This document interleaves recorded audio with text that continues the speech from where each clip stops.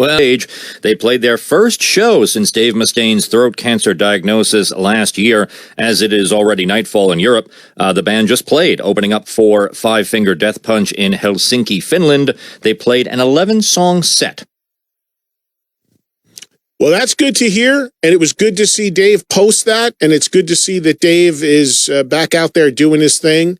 Don't really think he's done any interviews since his whole cancer battle, but it's wonderful news that he is back. I don't think anybody questioned that Dave was going to be able to beat this and get back out there and do Megadeth again, so that's a great thing. Yes, indeed. All the best to him and the band. Former Iron Maiden singer Paul Di'Anno is set to play his last ever show, an appearance at the, and I love this name, the Beer-mageddon Festival in Bromsgrove, England, coming up on August 30th. This is sad, though. Di'Anno, he has been in ill health for some amount of time. This has forced him to make the choice to stop performing, as under doctor's orders. He's put together a band called the Ides of March for the gig, named after the opening track on the Killers album. 3 members of the band were actually in Maiden, albeit all had left prior to the band's debut LP. I interviewed Paul Di'Anno a couple times. We had him on that metal show. We did a segment with him back in the day. A real interesting guy, a fun guy. He's had his battles with health and various other issues, but look, there's not a person out there that's a Maiden fan that could ever deny the greatness of those first 2 albums that he made with Iron Maiden, the debut and Killers. Just great records. So, but he's had problems, man, with addictions and health and immigration and visas and getting stuck in countries and gosh, just a myriad of problems that guy has had throughout his life. And he's one of a kind, man. If you ever had a chance to meet him or see him, he's quite a character. Anything else, Ed? Well, one more final thing today. As mentioned at the top of the show, Scorpions have announced a Las Vegas residency alongside Queensryche with a fitting title, Sin City Nights. They'll be at Planet Hollywood for pretty much the entirety of July, so an actual honest-to-God residency, not just 4 shows and you're out of the city. They'll be starting July 4th through the 25th. Klaus Meine will be on Thursday to talk more about this.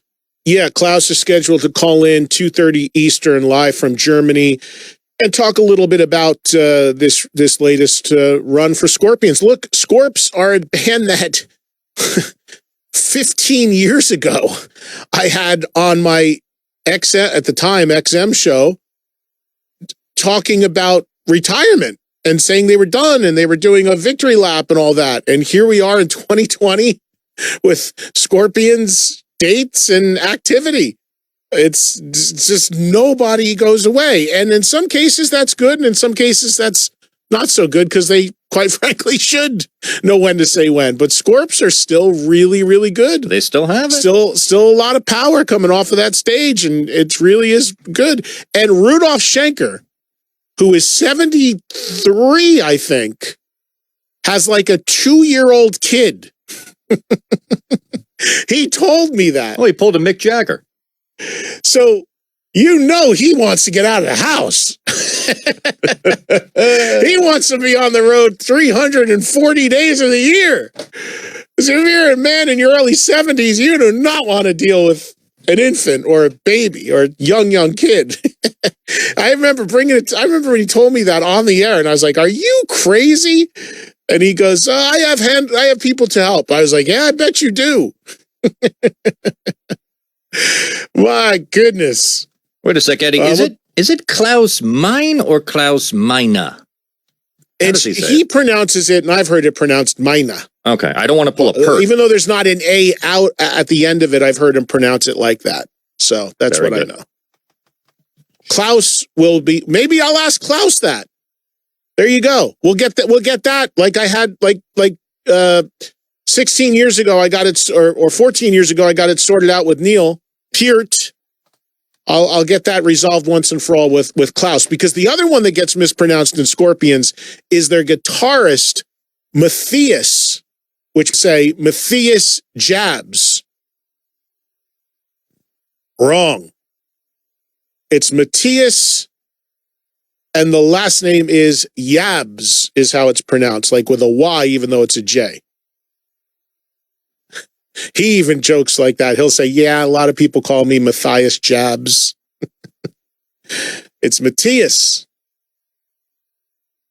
Real quick, are you done, Ed? Is that, you got everything? Yeah, that's all I have today. Okay, good. One other quick note on where we were talking about the Leopard Motley deal earlier, the big tour.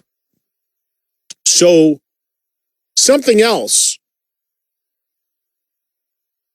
when I was talking about how well it's doing, that I'm starting to hear from a lot of people is people looking at this as a sign that, wow, maybe we can package up a bunch of other 80s hard rock guys and do tours.